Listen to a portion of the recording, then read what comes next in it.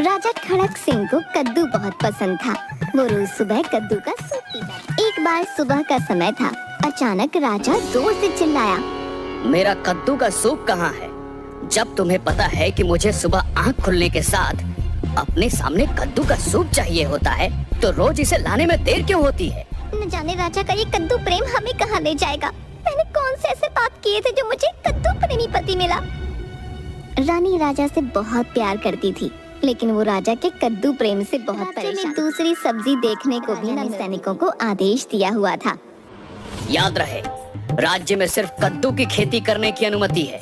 अगर कोई कद्दू के सिवा किसी और चीज की खेती करेगा तो उसे राज्य से निकाल दिया जाएगा और उसके सारे खेत हमारे खेतों में मिला लिए जाएंगे। राज्य में हर तरफ कद्दू ही कद्दू दिखने लगे और फिर राजा का जुनून अपने राज्य के शाही मिस्त्री को बुलवाकर आदेश दिया, हमारा नया राजमहल बनाया जाए जिसका आकार कद्दू की तरह हो, रंग रोगन सब कुछ कद्दू की तरह ही हो।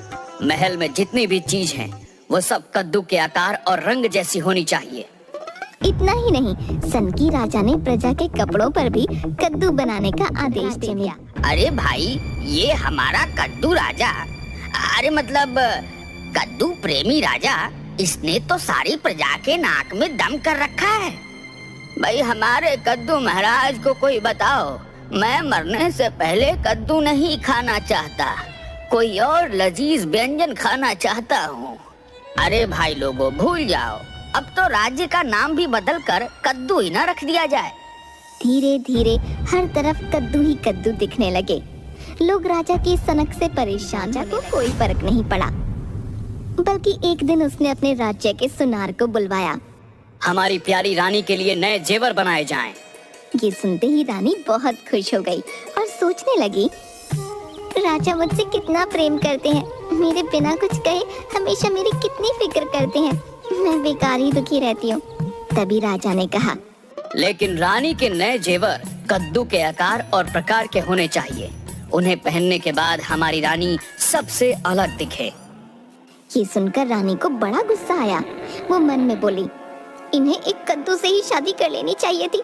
कद्दू खा खा कर मन नहीं भरा तो राजमहल कद्दू के आकार का बनवा दिया, कपड़े कद्दू के प्रिंट के बनवा दिए और तो और अब जेवर भी कद्दू जैसे बनवा रहे हैं।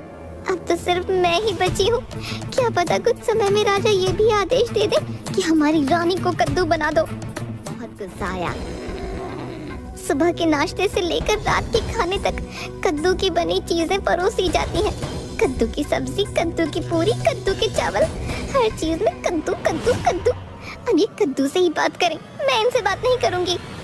रानी ने राजा से बात करना बंद कर दिया। राजा को इस बात से कोई फर्क ही नहीं पड़ा।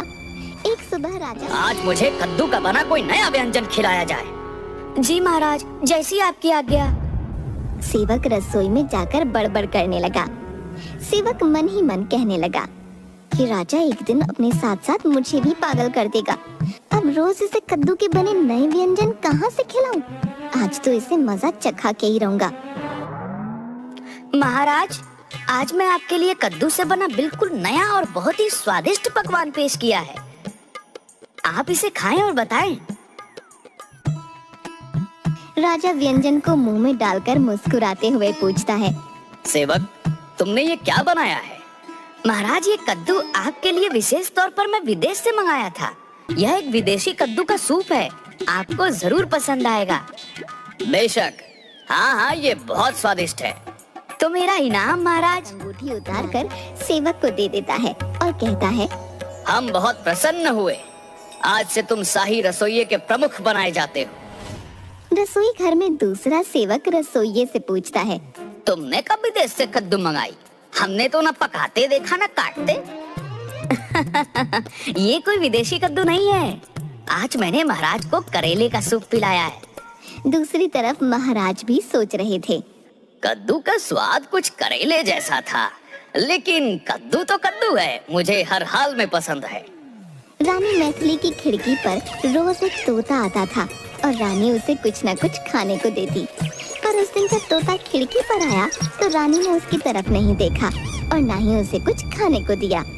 तोते ने आवाज लगाई, रानी, मेरी प्यारी रानी, आज मुझे कुछ नहीं दोगी? लेकिन रानी ने कोई उत्तर नहीं दिया। तोता उदास होकर चला गया।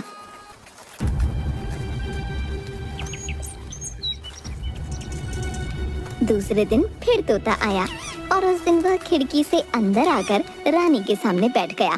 रानी, तुम इतनी उदास क्यों हो? रानी ने कद्दू जैसा मुंह बनाकर तोते को देखा और बोली, क्या तुम्हें मेरा मुंह कद्दू जैसा दिखता है? लगता तो है। मैं बहुत दुखी हूँ। धीरे धीरे लगता है मैं सच में ही कद्दू की ही ना बन जाऊँ। मेरे होते हुए तुम्हें दुखी होने की कोई जरूरत नहीं। मैं तुम्हारा दोस्त हूँ। मुझे बताओ आखिर माजरा क्या है? फिर रानी ने तोते को सारी बात बताई और कहा, मैं राजा के इस कद्दू प्रेम से बहुत तंग आ चुकी हूँ, लेकिन मुझे समझ नहीं आता कि मैं क्या करूँ। जादू करो। रानी ने हैरान होकर तोते को देखा और कहा, जादू? मैं भला जादू कैसे करूं? मैं तो एक सीधी सादी रानी हूँ। काश मुझे जादू आता होता। मैं अपनी आंखों के सामने से ये कद्दू हमेशा के लिए हटा देती। रानी, मैं परी लोक का तोता हूँ। तुम्हारी इतनी मदद कर सकता हूँ कि तुम्हें ये जादू मंत्र दे दूँ। तुम जिसके ऊपर इस मंत्र का प्रयोग करोगी, वो वही देखेगा जो तुम चाहोगी। ये मंत्र पता है? मेरा दिमाग तो काम ही नहीं कर रहा। क्या तुम मुझे बता सकते हो? तोते ने रानी के कान में एक योजना बताई। रानी के चेहरे पर एक शरारत भरी मुस्कान आई और उसने कहा, अब आएगा मजा। अब तो मैं इस मंत्र के जरिए राज्य से कद्दू को हमेशा के लिए विदा कर दूंगी। लेकिन याद रखना मैथिली बहन, 12 बजते ही ये जादू खत्म हो जाएगा। रानी ने तोते का धन्यवाद किया और खुशी से झूमने लगी। फिर उसने राजा से कहा, महाराज, क्यों ना हम इस बार आपके जन्मदिन पर अपने कद्दू राजमहल में एक आलीशान भोज रखें, जिसमें आप अपने सभी मित्रों को आमंत्रित कीजिए। रानी, तुम तो जानती हो मेरा कोई मित्र हमारे घर नहीं आना चाहता, क्योंकि उन्हें कद्दू पसंद नहीं। आप मुझे बताइए किस किस को बुलाना है? मैं सबको बुला लेती हूँ। मेरा आपसे वादा है कि आपके सभी दोस्त आएंगे और बहुत खुश भी होंगे। राजा ने हैरानी के साथ रानी को देखा और कहा, ठीक है, तुम कहती हो तो मैं बताता हूँ, परंतु मुझे ऐसा नहीं लगता कि कोई आएगा, और अगर आया भी तो वह खुश होकर नहीं जाएगा। अगर ऐसी बात है तो चलिए एक शर्त लगाते हैं। जैसा मैंने आपसे कहा, अगर ऐसा नहीं हुआ तो मैं भी कद्दू को आपकी तरह प्यार करूंगी, लेकिन अगर ऐसा हुआ तो आपको मेरी एक बात माननी होगी। राजा हंसने लगे और मन में सोचा, रानी कितनी मूर्ख है।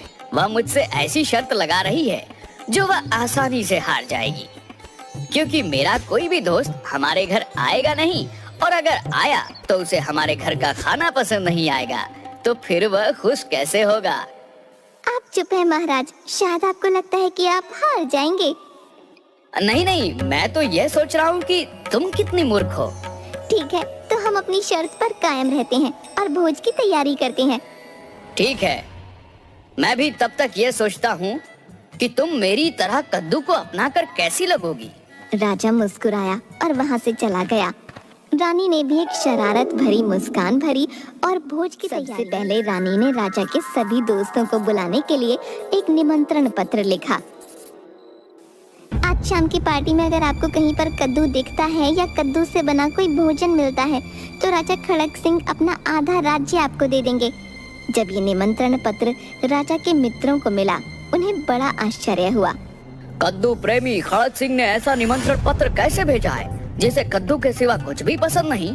उसके घर भला कद्दू से बना सामान या कद्दू से बना भोजन नहीं होगा, ये असंभव है। रानी ने जिस मंत्री को पत्र लेकर भेजा था उसको ये समझाया, मंत्री जी, जब राजा के मित्र ये पत्र पढ़े तो उन्हें समझना आपका क्या चाहता है। राजा तो कद्दू के बिना रह नहीं सकते। आपको बड़ी आसानी से कहीं ना कहीं कद्दू मिल ही जाएगा, और बिना मेहनत राजा का आधा राज्य है आपका, और अगर आपको कद्दू नहीं भी मिलता तो आपको एक आलीशान भोज तो मिल ही जाएगा। ने ऐसा ही किया। मंत्री की बात सुनकर राजा के मित्र खुश हो गए और भोज में आने के लिए तैयार हो गए। इधर रानी ने भोज के लिए बहुत सारे अलग अलग तरह के व्यंजन जैसे फलों के जूस, स्वादिष्ट मिठाइयाँ आदि बनवा रखे थे। अब जाकर झरोके पर खड़ी हो जाती हूँ। तोते के दिए मंत्र के इस्तेमाल का समय आ गया है। धीरे धीरे मेहमानों ने आना शुरू कर दिया। रानी महल के बाहर एक झरोखे के पास से हराने जाने वाले राजा के ऊपर तोते का दिया मंत्र पढ़ने लगी। मंत्र के जादू से आने वाले मेहमान को कहीं भी कद्दू नहीं दिखता। मेहमान आपस में बात करने लगे। कमाल है महाराज, खड़क सिंह के महल से तो कद्दू पूरी तरह गायब हो गए। एक एक करके सारे व्यंजन परोसे जाने लगे। शरबत, सूप, मिठाइयाँ, फल सब बड़े मजे से खाने लगे। ये सब देखकर कद्दू प्रेमी राजा को बड़ी हैरानी हुई, क्योंकि राजा को हर तरफ तो कद्दू ही कद्दू दिख रहा था। वाह वाह, ये तो रानी ने कमाल कर दिखाया। लेकिन मुझे ये सब स्वप्न लग रहा है। यह कद्दू का बना सूप, यह कद्दू का जूस, कद्दू की बनी मिठाइयाँ, यह सब खा पी के भी यह इतने खुश हैं। इन्हें क्या हो गया है? राजा को कुछ समझ नहीं आ रहा था और रानी भी खुशी खुशी मेहमानों की आव भगत में लगी हुई थी। सब मजे कर रहे थे, खुशी से नाच रहे थे। नजर घड़ी पर गई। ओहो, ये क्या हो गया? 12 बजने में तो सिर्फ कुछ ही समय बाकी है और 12 बजे के बाद मेरा जादू गायब हो जाएगा। मुझे कैसे भी इन सबको 12 बजे के पहले यहाँ से भेजना होगा। राज्य में एक भयंकर राक्षस ने धावा बोल दिया है। उसे खाए पिए राजा बहुत पसंद है। महाराज खड़क सिंह को मैंने छुपा दिया है। आपकी भी भलाई इसी में है कि 12 बजने से पहले हम महल छोड़ दें। अरे ये क्या बात हुई? उस राक्षस को अभी आना था। अभी तो बहुत से व्यंजन पड़े हैं जो मैंने चखे तक नहीं। लेकिन खैर, राक्षस से जान बचानी होगी, बाकी बाद में। भागो। दूसरा मोटा राजा अपनी नाक पोंछता हुआ चटपटा खाना खा रहा था। उसका एक साथी राजा के पास आया। अरे मित्र, संयम रखे, बाकी बाद में खा लेना। अभी राक्षस ने हमला किया है, भागो। अरे मित्र, ये वाला व्यंजन खाओ, कसम पैदा करने वाले की पतीला चाट जाओगे। आओ आओ। मोटे, मर यहाँ पे, मैं तो चला। अरे रुको मित्र, मैं भी आया। की बात सुनते ही बाकी सभी मेहमान अपने अपने शाही रथों में बैठकर वहां से चले गए और 12 बजते ही रानी का जादू गायब हो गया। पर तभी राजा का एक मित्र, जो अभी राजमहल के बाहर नहीं निकला था, उसके ऊपर से जादू गायब हुआ और उसने राजा के महल में सब कुछ कद्दू की शक्ल में देख लिया। उसे कुछ समझ नहीं आया कि क्या हो गया। अभी तो यहाँ कहीं भी कद्दू नहीं था, अब यहाँ हर तरफ कद्दू दिख रहे हैं। रानी ने राजा के मित्र को देखा और वह समझ गई। थोड़ा सा घबराई, लेकिन उसने अपने दिमाग को लगाया और राजा के मित्र से बोली, आपको पार्टी कैसी लगी? कहाँ, बहुत अच्छी थी रानी जी। लेकिन और खाना कैसा था? खाना तो बहुत ही स्वादिष्ट था। मुझे तो यकीन नहीं हो रहा है कि यह कद्दू प्रेमी राजा कद्दू के अलावा किसी और चीज के बने भोजन को भी खाता होगा। लेकिन हाँ, अब राजा पहले जैसे नहीं रहे, लेकिन राजा को एक बीमारी हो गई है। कौन सी बीमारी? हाँ, बड़ी भयंकर बीमारी है। राज वैद्य ने कहा है कि इस बीमारी का कोई इलाज नहीं। कैसी बीमारी? महारानी मुझे बताएं, शायद मैं कोई मदद कर सकूं। अब राजा को कद्दू से इतनी नफरत हो गई है कि अगर कोई उनके सामने कद्दू का नाम भी लेता है ना, तो राजा उसका सर धड़ से अलग करवा देते हैं। बड़ी बुरी बीमारी है ये तो। तभी तो हमने अपने राजमहल से कद्दू की बनी हर चीज हटा दी। उस रंग से मिलती जुलती कोई चीज हमारे महल में अब आपको नहीं दिखेगी। राजा के मित्र ने हैरानी भरी निगाहों से रानी की तरफ देखा और मन में सोचा, यहाँ तो सब कुछ कद्दू जैसा ही है, फिर रानी ऐसा क्यों बोल रही हैं? लेकिन तभी उसको रानी की बात याद आ गई कि अगर राजा के सामने कद्दू का नाम लिया तो वो सर को धड़ से अलग कर देगा। राजा के मित्र ने तुरंत कहा, हाँ, आपने बिल्कुल सही कहा। मुझे तो यहाँ कद्दू के आकार प्रकार जैसा कुछ नहीं दिखता। रानी समझ गई कि राजा का मित्र उसकी बातों में आ गया है। फिर उसने राजा के मित्र को आदर सम्मान के साथ विदा किया। अगले दिन सुबह, बताओ रानी, तुम्हारी कौन सी बात है जो तुम मुझसे पूरी करवाना चाहोगी, क्योंकि मैं शर्त हार चुका हूँ। सोच लीजिए राजा, आप मुझे अपनी जबान दे रहे हैं और राजा हमेशा अपने वादे पर डटे रहते हैं। तुम बोलो, तुम्हें क्या चाहिए? तुम कौन सी बात पूरी करवाना चाहती हो? मेरे पास तो सब कुछ है। आपने मुझे इतना कुछ दे रखा है और सबसे बड़ी चीज मेरे पास है आप, जो मुझसे इतना प्रेम करते हैं, मेरा सम्मान करते हैं, बिना कुछ मांगे बिना कुछ कहे मेरी हर इच्छा पूरी करते हैं। तो अब मैं आपसे और क्या मांगू? फिर भी तुम शर्त जीती हो तो तुम जो चाहो वो मुझसे मांग सकती हो। ठीक है, अगर आप मुझे कुछ देना ही चाहते हैं तो मुझे बस इतना चाहिए कि कद्दू मेरे जीवन से चला जाए, बस इतना ही, उससे ज्यादा कुछ नहीं। लेकिन तुम तो जानती हो कि कद्दू मुझे कितना पसंद है, मैं उसके बिना नहीं रह सकता हूँ। ठीक है, हम आपको खाने में रोज कद्दू खिलाएंगे, लेकिन कद्दू के अलावा सभी सब्जियां राज्य में उगाई जाएंगी और शाही रसोई में हर तरह के व्यंजन बनेंगे। राजा अपनी बात में फंस चुके थे। उनके पास रानी की बात मानने के सिवा और कोई दूसरा चारा नहीं था। राजा ने रानी की बात मानी और राज्य में कद्दू के अलावा बाकी चीजों की खेती भी होने लगी। और उस दिन के बाद राजा के महल में कद्दू के अलावा और भी सब्जियां बनने लगीं और राज्यवासियों का जीवन कद्दू की माया से बाहर आ गया, राजा रानी के साथ राज्य भ्रमण करते हुए। अरे वाह रानी साहिबा, राज्य में ये रंग बिरंगे फूल और हरी भरी तरह तरह की सब्जियां बहुत ही खूबसूरत लग रहे हैं। यही तो महाराज, देर आए लेकिन दुरुस्त आए। अभी राज्य में सब लोग खुश हैं। वो तो ठीक है, लेकिन कहीं कद्दू दिखाई नहीं पड़ रहे। मेरा मन तो कद्दू का सूप पीने को कर रहा है।